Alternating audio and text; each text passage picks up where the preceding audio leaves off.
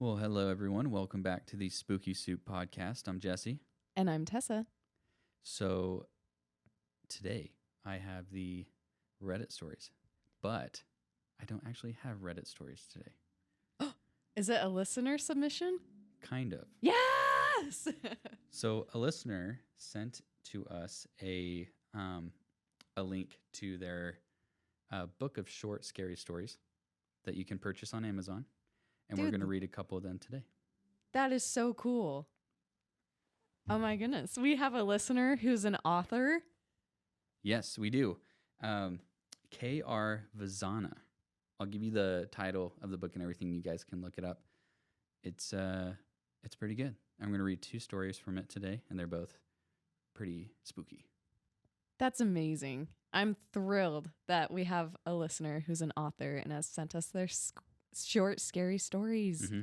I wanted to read the whole thing on the podcast, but that'd be no fun for all those who want to read it for themselves. And obviously, we want them to have sales.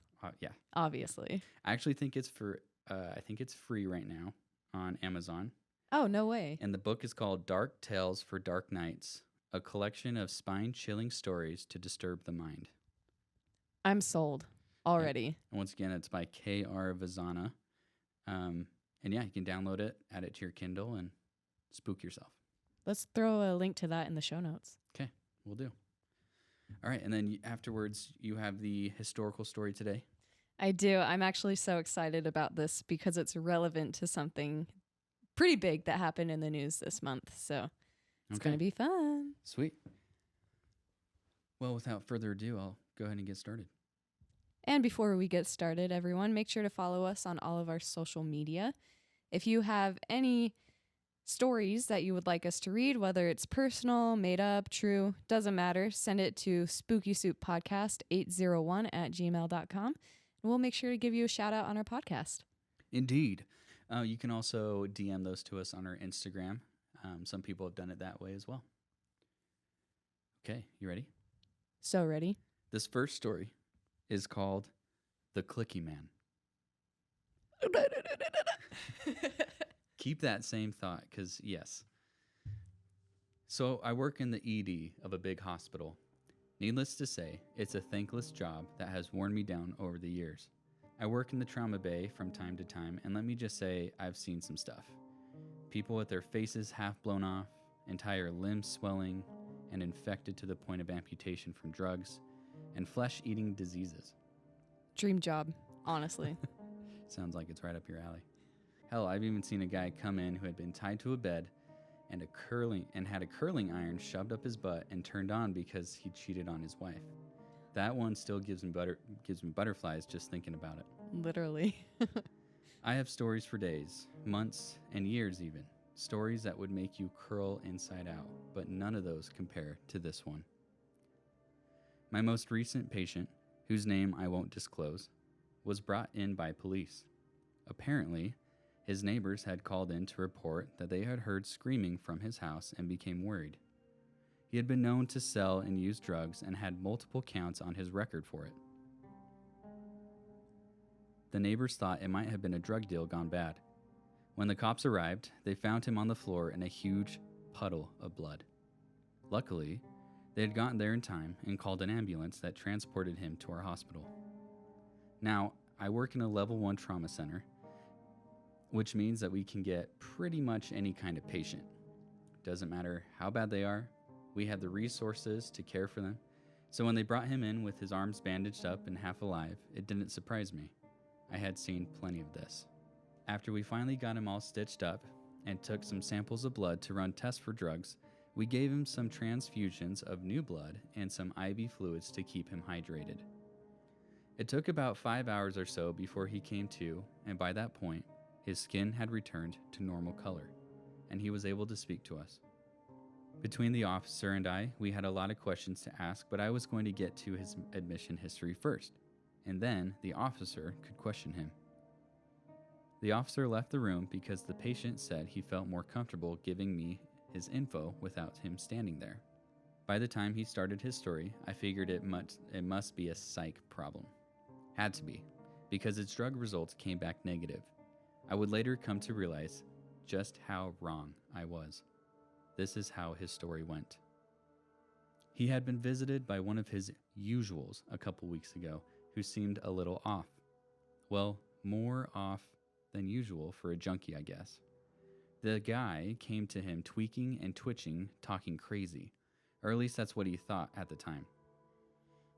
When my patient asked his customer what was wrong or what the heck he was on, the guy just started making a clicking noise with his mouth. You know, the sound you make when you put your tongue to the roof of your mouth and then flick it so it hits the bottom of your mouth. Anyway, he told the guy to get the hell off his property or he would shoot him, and apparently the guy just walked off. He walked down the street as calmly as could be, and according to my patient, walked right out into oncoming traffic and was mowed over by a bus. For this next part, I'll try to quote my patient. He then told me about how he started to see things afterward, things that made him genuinely terrified. "I thought it was the weed, man," he said with fear in his eyes, "so I quit smoking it, but it didn't stop there. I was laying in my bed one night and I just felt, I don't know, like I was being watched. In the profession I'm in, you either keep a gun under your pillow or you get caught off guard by some druggie looking to make a quick steal from your stash. So I grabbed my gun from my pillow and sat up, looking around at the 2 windows in my room to see if I could spot a peeper. It just got tenser by the second and I couldn't hear a single noise from outside. That's when I started to hear it." "Hear what?" I said, still charting on my computer. His voice got lower, almost to a whisper when he said, "The clicking." This gave me a chill down my spine for some reason, as I asked, trying to look calm. What clicking?" "All I could hear was a low click, and then it got louder and louder by the second, always coming from a different spot in my room. I was frozen, man.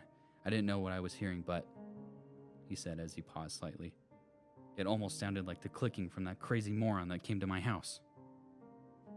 As he finished his sentence, a few beads of sweat started to form on his face and his hands began to shake. The heart rate of the monitor started to creep up slowly and then jumped from 94 to 180, but he kept on with his story, getting louder and more frantic with every new detail.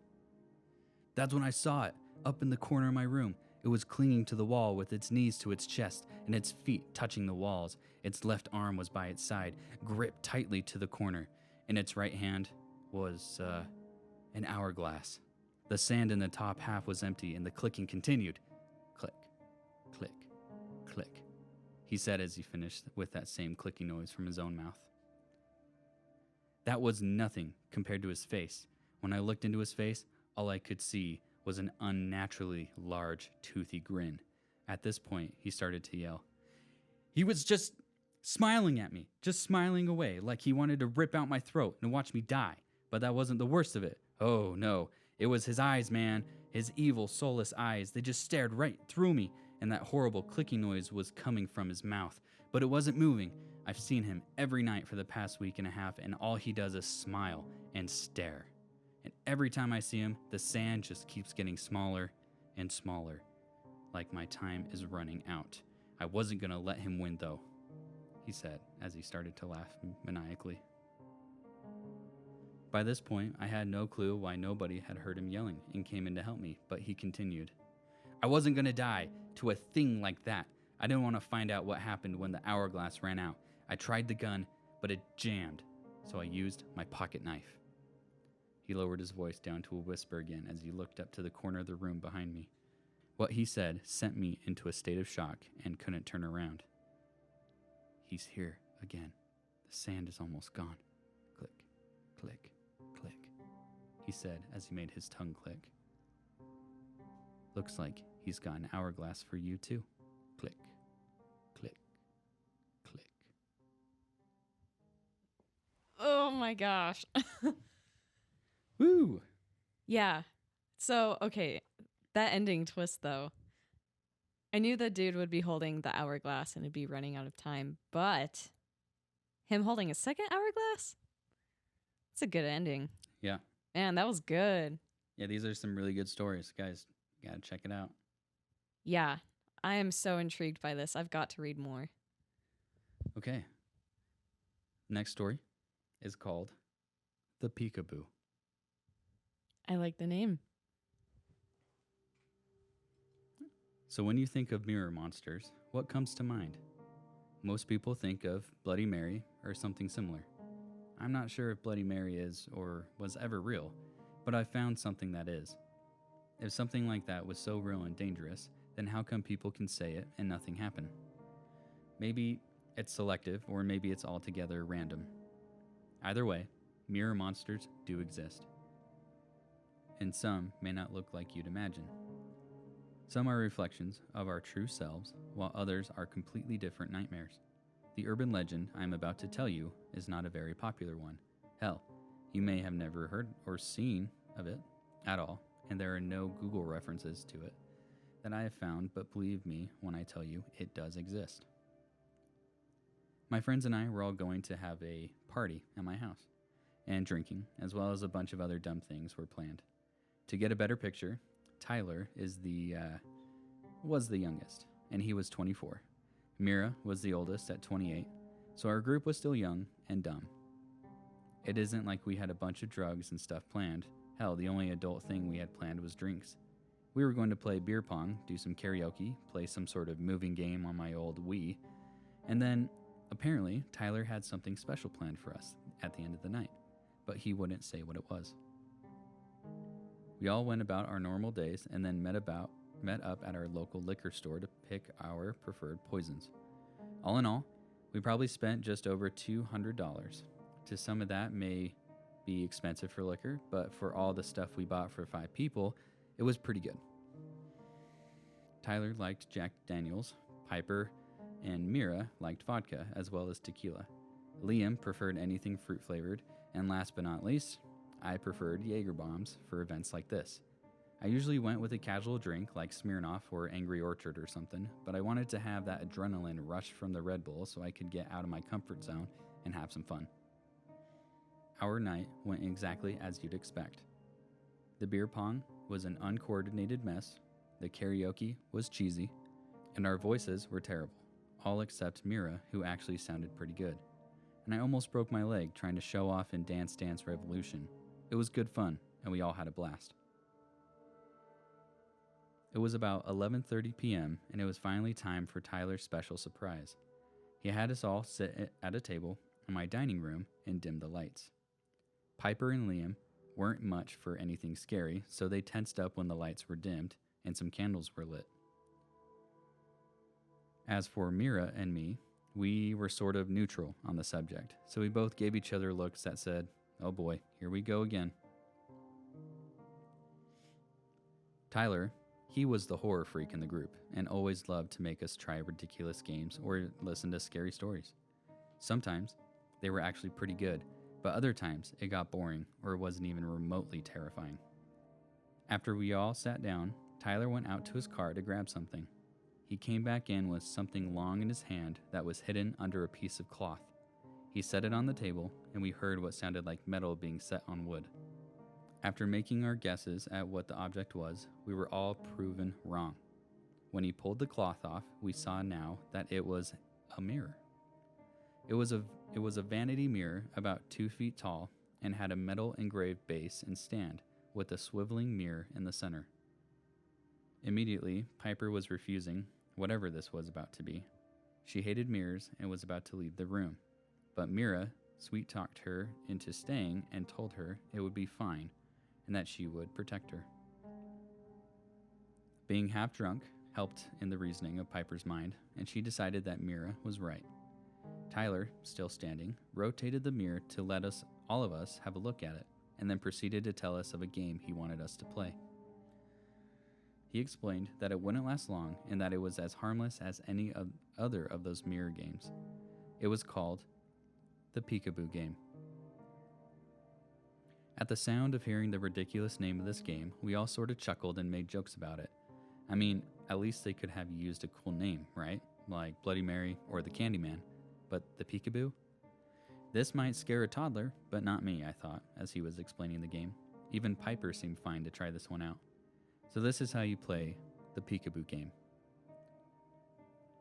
The first thing you must do is create the atmosphere by turning off all the lights and only using candles. Check. The next thing was to have a really clean and decent sized mirror. Check. And lastly, to summon the peekaboo. A person must play literal peekaboo with themselves in the mirror a total of 3 times. Apparently, after these steps, something called the peekaboo is supposed to show itself or visit you. Sounded simple enough, and not scary at all. When we asked where the hell he received the mirror, Tyler told us just some random merchant in town. That's all the details he gave us before he demonstrated first on how the game was supposed to be played. The room was all black, except for the flickering candlelight. Tyler pointed the mirror directly toward himself and then proceeded to cover his face with his hands. Swinging both of his hands off his face quickly and widening his eyes, he showed his face again to the mirror and said, "Peekaboo." At the sight of this, we all laughed and threw jokes at him, but he kept a focused face. Twice more he had done this, and on his last time, he shushed us and we all got silent. I nudged Mira's leg under the table to get her to look at me, and when she did, I lipped the phrase, "Watch this," and winked. To this, she gave a slight smirk and looked back at Tyler. She knew exactly what I was going to do, but it still made her jump anyway. "Ah!" I yelled as loud as I could toward Tyler, and everybody jumped out of their silence and probably pissed their pants as well. Tyler took this stuff a little bit more seriously than we did, so when I did this, he was the most scared of all. He became so upset at me that he started to pack up his things in a fit and threatened to drive home since we weren't taking him seriously. I could see tears of fear streaming down his face, but also hurtful ones at the same time. I felt so bad that the others and I calmed him down, and we participated in this little game of his. We all performed the ritual while trying to look serious. Liam and I accidentally let out a couple small chuckles and a slight smirk, but other than that, it went well. When I had my turn, I admit there was a bit of eeriness to it, but otherwise it was quite boring. When I was looking into the mirror, however, I spotted a crack in it that hadn't been there before. It must have happened when I knocked it over during my jump scare performance. Nothing eventful happened that night or for the next 3 nights. It was on the 4th night after the ritual that we started to hear strange stories from Tyler. Apparently, he said that there was something walking around in his house at night. We assumed it was him being paranoid and his obsession with the horror genre in general, but pretended to investigate and care. I know that sounds like we were being bad friends, but trust me when I say Tyler could be very persistent and annoying when he wanted to. I even stayed a night at his house just to prove him wrong. I never heard anything that night except for maybe an animal or 2 outside. 3 days later, Tyler died. His parents kept all the details away from the press, so we never knew the cause, and there was no open casket funeral, so we never had a chance to see him afterward. We were so heartbroken and didn't know what to think. Piper, who was the most scared one in the group, started having nightmares. Liam, who we all knew had feelings for her, decided to stay with her and keep her company for about a week or so. We thought it would get better, but it only got worse. Mira was the one who found them. She called me, crying and in tears, screaming in my ear that they had been murdered. Their bodies were torn to shreds by something. I tried to calm her down and told her to stay exactly where she was while I made my way to her and called the police. When I arrived, they had gotten to her before I did, and there was an ambulance there with Mira sitting on the back covered in a blanket. Red and blue lights flooded the trees, and multiple officers, a few paramedics, and the coroner were all there at the scene. I immediately went to comfort her, and she told me what she saw. It took a while, but I got every detail from her. It looked like a giant animal tore them apart and ate portions of their bodies. Their faces, however, were gone. Nothing but blood and bone. The police closed the case and said a wild animal was to blame, even though there were no signs of forced entry or any animal tracks whatsoever. Finally, it came down to Mira and me. A couple of weeks went by without anything significant happening, and we decided that we would stay with each other. But that we would have to go back to work, mainly because we were running low on money and the bills were piling up, as well as running low on groceries. That was our worst mistake. It was emotions that got the better of Mira. She was found with a bullet in her head at the grocery store she works in. At this point, I didn't know if this messed up string of deaths were all just coincidental or if another force was at play here. So I went to investigate myself. I started with the most recent death, Mira. I pretended to be a shopper in the store and made my way towards the bathroom. The employees used the public ones because there were no employee bathrooms in the back, which is kind of weird, but the store was a small locally owned one, so I guess it saved space. The entire section was taped off and deserted. My guess is they must have put some porta potty somewhere for the employees. I waited until nobody was around and snuck in. What I found was surprising and horrifying. There were still blood splatters on the sinks, walls, ceiling, and floor. I could see where her cold, lifeless body must have been lying after she shot herself. What I found surprising, however, is that there were multiple bullet holes in the wall. The reports only said she fired one bullet, and the holes I saw were in a completely different spot from where they would have been had they exited her. Also, the entire mirror above the line of sinks was totally shattered. After sneaking back out, I made my way over to Piper's small house, which was out in a wooded area on the edge of town. I checked the outside of her house for any kind of animal track or clue I could find. On a nearby tree, I found some type of gray-colored sludge that was covering a few claw marks upon the trunk of the tree. Finally, I went to the house of Tyler's parents. Because I had been a longtime friend of Tyler's, they invited me in to sit for a while when I told them I needed closure and wanted to talk. His dad had to go to work shortly after my arrival, and his mother tried to cook me something to eat. While I was left alone, I snuck up to his room and tried to search for clues. Tyler's family never hurt for any money, so he just stayed with them. I couldn't find anything of use upon first checking his room, but then I noticed something glinting off the floor near the window. It was a piece of glass, particularly a piece of that horrible mirror he had brought to my house. I could see his backyard from one of his windows and saw what looked to be the broken mirror at its base and stand. After heading back downstairs and out the door before his mom could come to talk to me, I went around back to their trash bins and got the mirror out. I took it out to my car to look at it.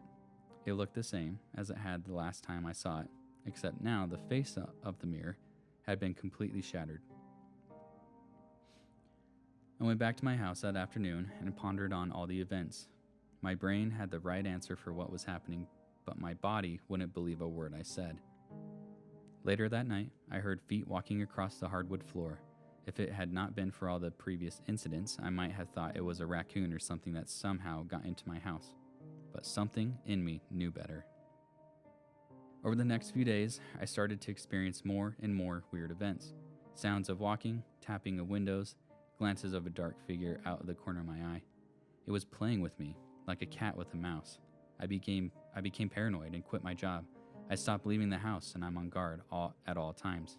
I'm terrified. Last night, I saw it just outside my window. I only glanced at its features for maybe 5 seconds before I ran to my bed and put my hands over my face, hoping it would disappear. It is a gangly creature with very long and very skinny limbs. Its feet are large with long pointed toes and its hands are frail looking with long sharp fingers. Its body looked emaciated and its bones were almost popping out of the skin. It sat out in the yard beside my house and was squatting to the ground with its knees coming up past its head and had its hands covering its face. That was the only part I never got a glance at. I know I'm going to die, which is why I'm telling my story. I want people to know about this. I want to warn those who discover it and think it sounds like a fun idea to not go through with it. I don't know how Tyler even found out about the ritual or if he just somehow made it up and we got unlucky. I don't want to know what's behind the peekaboo's hands. I don't want to see what's behind those long, sharp claws, but I know I will soon. I heard its footsteps approaching as I wrote this. I can hear its bones creaking above me now. I don't want to look up. Whatever you do, do not play peekaboo. Ooh, that was good. Peekaboo, I see you. That reminds me of the movie Smile a little bit. Have you seen that one? I have not, but I know the premise. Yes. Yeah. Yeah. Man, that was way good. Okay. Well, hopefully you guys are spooked and ready for Tessa's story today. And before I get started on that, just want to say thanks again for sending in those amazing, scary stories. You're a fantastic author, and I cannot wait to read more of your work.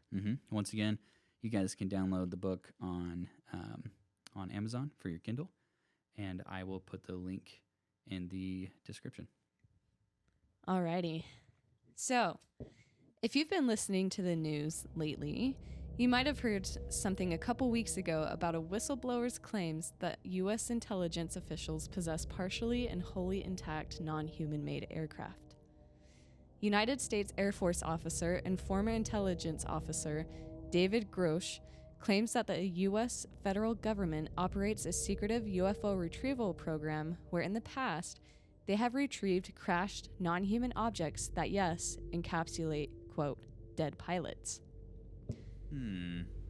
He provided Congress with hours of recorded classified information and hundreds of pages of transcripts. He claims that the main goal of such a program is to reverse engineer the spacecraft and win the race against other countries and otherworldly technological advancements. In a very recent interview with News Nation, when asked if any corpses had been retrieved from crash sites, Grosh said, "When you recover something that's either landed or crashed, sometimes you encounter dead pilots. Believe it or not, as fantastical as that sounds, it's true." And as it stands, Grosh's claims are an ongoing investigation, and the House of Representatives recently announced that they're going to have the House Oversight Committee look into his claims. Whoa. So this just happened at the beginning of June. The New York Times covered this. He's been in numerous interviews.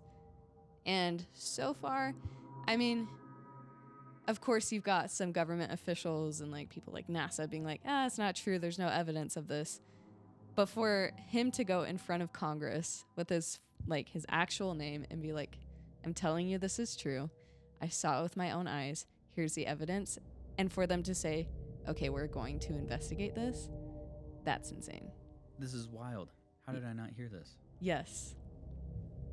So, this news story got me thinking about a fun little place we have here in Utah called UFO Alley. This area has it all: cattle mutilations, ginormous beasts, skinwalkers, and most of all, it's a hot spot for UFO activity. That's right, y'all. I'm taking you on a tour to Skinwalker Ranch. Oh, yeah, baby. Located in Uinta County, which is in eastern Utah, sits 512 acres of land called the Sherman Ranch.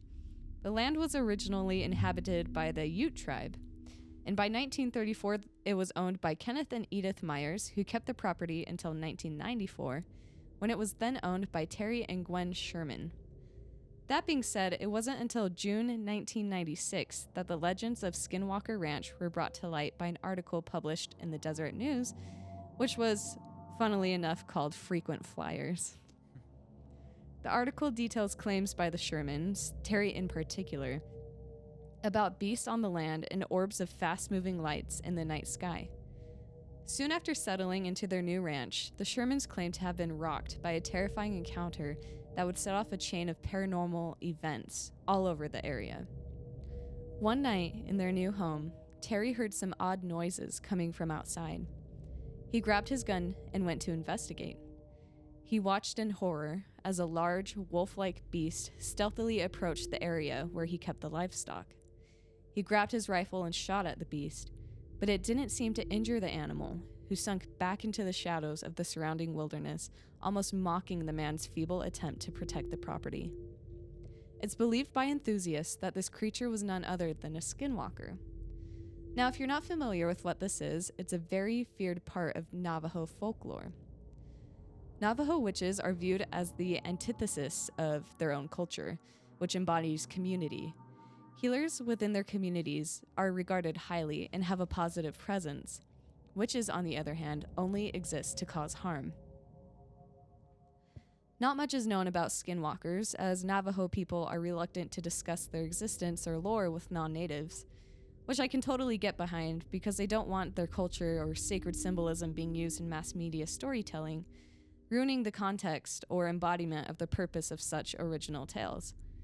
To put this into perspective, think of Thor or Loki or even Odin being used by the Marvel Universe to capitalize on traditional Nordic beliefs. Now, when you think of Thor, you might think of some superhero comic dude with long blonde hair, but in reality, he was held as an extremely prominent god in Germanic paganism. They revered him as the protector of humanity, fertility, and all things sacred, and he was the reason for thunder, lightning, and storms. That's why I imagine many Navajo people are reluctant to allow some of their traditions and belief systems to be used in a blasphemous way, such as the marvelization of Thor. Anyways, back to what we can piece together about skinwalkers. From what little we know, a skinwalker is a Navajo witch with evil, vengeful intentions. It's not really a myth, but rather a highly held part of their belief system. According to some stories, skinwalkers were once well-meaning medicine men or women who had a taste of evil and, having attained the highest form of power, decided to pursue that power even more and use it for bad reasons. A skinwalker becomes one after doing something heinous, like breaking cultural taboo, cannibalism, or killing a family member or loved one during an initiation rite. This gives them the ability to transform into whatever animal they wish to wear the skin of for their own gain, hence the name Skinwalker. Those who claim to have seen skinwalkers share similar versions of the same story. Usually it starts with an encounter with a strange animal. Like the animal's recognizable, such as a bear or wolf or a deer, but then very quickly it becomes apparent that something is just off about the animal. For example, some report seeing a deer on hind legs walking in the forest. Others have seen large dogs that keep up with the pace of a fast-moving car, following it as it goes home. Others report smelling putrid, rotting flesh and seeing animals that have the eyes of a human. On the flip side, when the skinwalker is in their human form, they will have animalistic eyes, and it's believed that's how you can tell if that person is an evil witch. Now, you might be wondering, why is it called Skinwalker Ranch if the land was originally inhabited by the Utes, not the Navajo? There's a legend in the area of a feud between the two peoples, and there was a territorial dispute over that land. The legend goes that the Navajo cursed the land with the affliction of the Skinwalker. Now back to the article I mentioned earlier about the frequent flyers in the sky above Skinwalker Ranch. Terry Sherman claims that the UFO activity ranges from box-like floating shapes in the sky to long objects the length of football fields hovering in place. They've even found large circles imprinted on the ground, just like crop circles, but in the desert. By the time the article was published, the Shermans had 7 cows go missing, some of which turned up mutilated to perfection.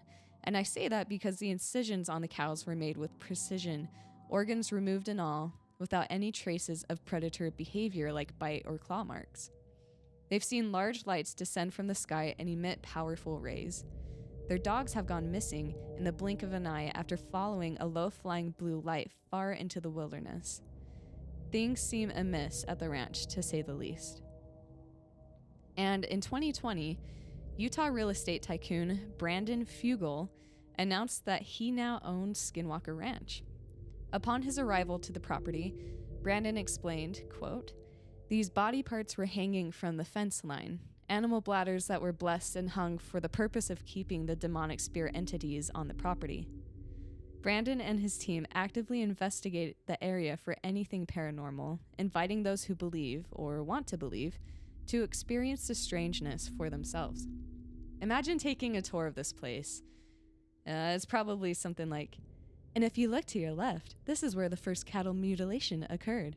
And to your right is where the skinwalker attacked the owner and stole his soul for himself. And straight ahead, you'll see the scenic red rocks." The question still stands. Are the claims of Skinwalker Ranch authentic, and is the land really plagued by supernatural beings? Or is Skinwalker Ranch simply in the business of selling belief and hope, as famous ufologist Barry Greenwood says? The 500 acres of land that lie in eastern Utah certainly harbor secrecy and numerous unsolved mysteries. Regardless of the truthfulness behind these claims, one thing remains sure.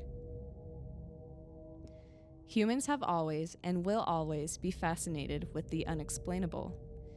Even though numerous people have come forward to debunk the claims made by Skinwalker Ranch and its owners, I think I speak for everyone when I say that there's a little piece in all of us that entertains this phenomenal idea. It's true. I think aliens are real. Oh, they're definitely real. There was a TikTok I saw of this guy who used to work for the CIA, and he was kind of spilling some of his secrets from back in the day. And the question was asked, are there aliens? And he said, there are no aliens. The UFOs you're seeing are people time traveling. I thought, oh, interesting. But no, he's wrong. Unless you want to go into alternate dimension theories, which are quite plausible if you look at it from a physics standpoint. The multiverse. Kinda, yeah. Yeah. Yeah, very interesting. Skinwalker Ranch is definitely a place I would love to visit and see for myself. The man you mentioned who bought the property, who owns it now. Brandon Fugel. Yeah, I think there's a show about it. There is, Okay. yes. History Channel has their own show right now. Cool. I think he might have been featured on some others, which, you know, it adds to that skeptical factor of did he buy it because he saw a television opportunity, which most certainly was the case. But regardless, I still think it's fascinating. Same. Who cares if he bought it for whatever? We get an inside look now.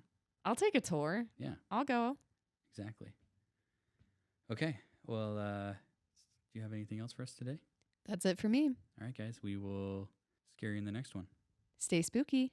Bye.